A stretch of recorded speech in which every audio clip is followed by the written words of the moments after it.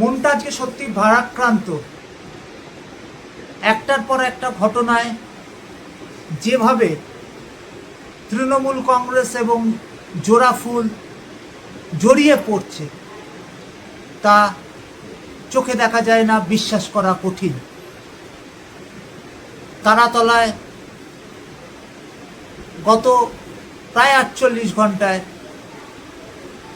যা ঘটল তা অত্যন্ত দুর্ভাগ্যজনক বললে কম বলা হবে, নিন্দনীয়। আমি যে দলের তৃণমূল কংগ্রেসের প্রতিনিধিত্ব করেছি কলকাতা পৌরসভায়, সেই দলের গাফিলতিতে আজকে বিধানসভায় মাননীয় মুখ্যমন্ত্রী বলেছেন যে তৎকালীন মহানাগরিক স্বাক্ষর করেছেন যে প্ল্যান অর্থাৎ নকশা মঞ্জুর হয়েছে তা ত্রুটিপূর্ণ এবং যার ফলে এতগুলো নিরীহ মানুষ প্রাণ হারালো। এই ব্যথা সহ্য করা যায় না।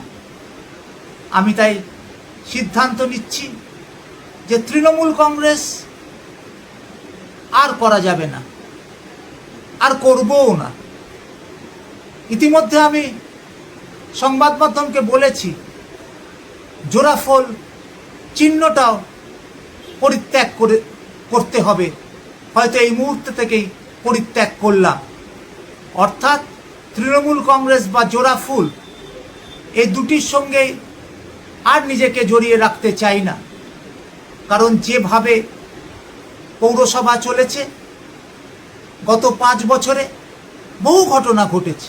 শুধু তো একটা তারাতলা নয়, গার্ডেন ব্রিজ ঘটেছে, আরও অনেক ঘটনা ঘটেছে।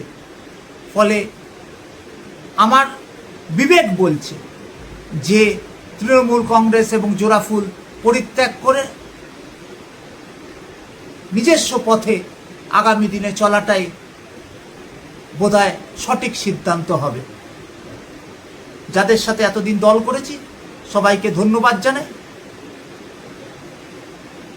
এই যন্ত্রণার মধ্যে দাঁড়িয়ে শুধু একটা কথাই বলবো, যা করেছি ভুল করেছি, আগামী দিনে হয়তো তার প্রায়শ্চিত্ত করতে হবে।